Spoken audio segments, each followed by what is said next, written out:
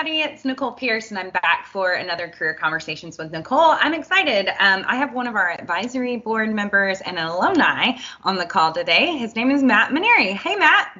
How you doing? So glad you could join us today. Matt is from RaceTrac, and I'm sure all of you guys know about RaceTrac, but maybe Matt can give you a little bit of insight into RaceTrac. So if you could give us an introduction, that would be great. Yep. Thank you very much for having me on. Again, my name is Matt Menerey. I am the Executive Director of Retail Accounting for RaceTrac Petroleum. So RaceTrac Petroleum, I think most people in the Southeast know, we are a gas station. We have about 800 plus stores, and that's the RaceTrac and Raceway brand. So any type of accounting that hits our stores, which is the inventory, the payables, that type of stuff, that falls underneath my team. So my team handles that. So if you're to look at projections for revenue, we are about a $10 to $12 billion revenue company. So we are a very big company. We are a top 5 private company in the state of Georgia and a top 100 top 25 private company in the country. So we are a very big company that is housed in Atlanta, right down the road from Truist Park. We have about 800 people in our corporate office. So our accounting department, let's call it accounting and finance, there's probably about 100 people in those teams combined. So we are actually a very big accounting group. Yeah, that's huge. Yep. I think students may not realize how big those groups can be. So that's awesome. With a company this size, you typically have finance, tax, and accounting. They're all kind of separated. So they're not one and the same. And we can talk more about that when it comes to a private company later. But we have a tax team that's dedicated, solely to the owner's taxes and the company taxes. And then we have a finance team that mainly handles the debts and the cash and the treasury function, and the accounting team, which handles all the inventory, the financial reporting, and all that type of stuff. Oh, interesting. Yeah, we're definitely going to talk more about that because I like it. But before we get to that and to the topic, RaceTrac, and I think many others, are trying to move into this automation or robotics type. And so you were the very first person that told me you guys were moving to this. So I thought it'd be cool for the students to hear what things could look like in the future. So tell us a little bit about what you guys are doing or what you hope to do. Yep. All right. So when I took over my role, which was about 5 years ago, I came from public, I came into this role. One of the things that I was asked to do was to go through our processes, document them all, and make sure that our processes are adequate and efficient and had all the proper controls in them. Well, what I found out was RaceTrac, with a company being so big as they are, we're still doing a lot of things via paper. So we were still printing out all these invoices, and you're talking about millions of invoices that we're printing out, trying to match, trying to pay, trying to cut checks for, all of this type of stuff. So we were working pretty much touching each transaction with systems and automation and what we call robotics. The goal is to automate and let the machines learn how to search for certain or common variances. And the machines are able to identify them, correct them, and just push out the exceptions for us to look at. So I always tell my team, the goal is to not touch 100%. The goal is to touch the 5 or 10% of the exceptions. So we want 90% of our processes to flow and never be touched. And the system knows where to post those entries to. The system knows that, yes, this is a reasonable invoice. We should pay it. All that type of stuff should flow without us even touching it. And from our perspective, we should look at the exceptions and then use financial reporting to monitor all of that stuff.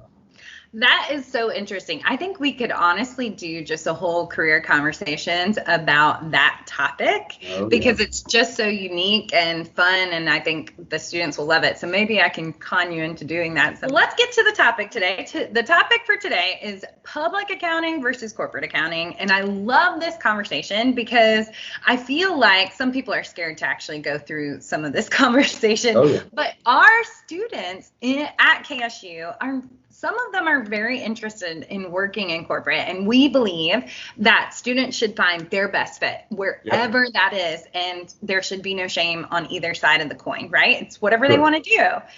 So let's just dig in. The first question for today is, can you give us a very simple explanation of the two, of public accounting and corporate accounting, and the differences between them? Yep. So, and just so everybody knows, I actually worked public for almost 10 years before I moved to RaceTrac. So I have experience in both.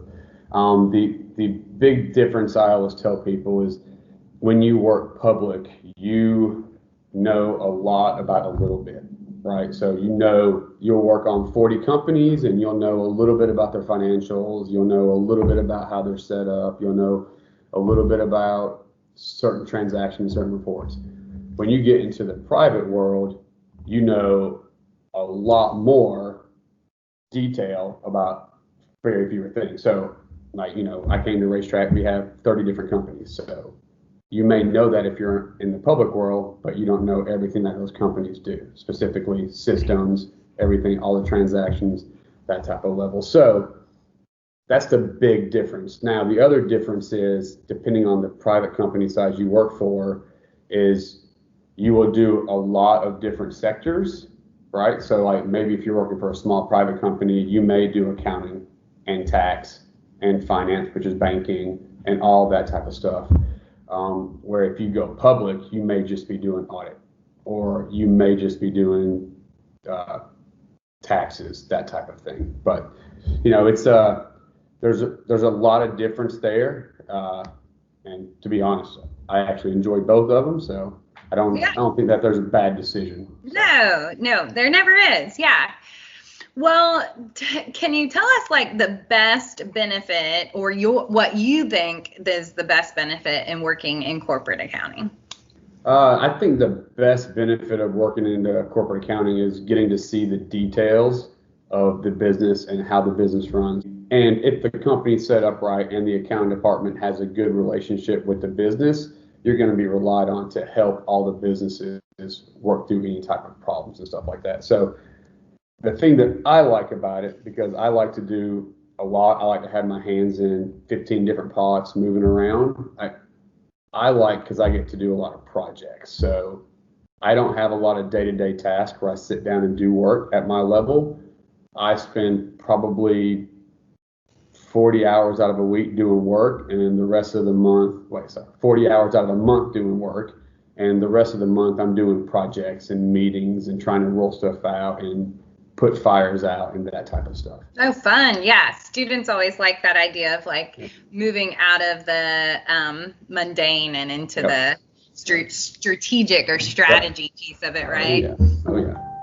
So how do you suggest students decide if they should go corporate or public, or what are some of the things that they should think about when they're trying to make these decisions? Yeah, so that's actually a great question, and it's going to vary by student. So I know most people in the private world would tell you to go private. I would tell you, if you have a good company that you can work for, and you already have, and that's already in an industry that you are very interested in, you should definitely go private. But if you're really not sure, you just kind of want to see what's out there, you don't want to jump into a company because you don't know, maybe I don't like the retail world of RaceTrac. Maybe I just don't want to do retail accounting. Maybe I want to go into more of a service-based accounting or something like that. I would recommend going public. Interesting. So I went public, and I always tell people, like, I'm private now, but I would try to push somebody into the public world first, unless you had what I told you before, which is you knew where you wanted to be. Yeah. And mainly because you get to learn a lot, like a little about a lot, right? So you get a wide variety of companies to work for, locations to go to, just you see a lot more. If you go to the private world, you only know what you know. I love that. So I typically do try to tell students to hone in even closer to where they might want, like what service or whatever that they want to work in. And so that's great, because you're just telling me that I'm telling the students correctly. Thank you. Yes. But I think Hi, sometimes the that concludes picture is so part large one that they haven't of narrowed Career it Conversations with Nicole and Matt Menerey talking about public accounting versus corporate accounting. I hope that you will tune in to part 2 as we discuss how to get hired in corporate accounting and how to find your fit. So tune in and check out part 2. Till then, bye.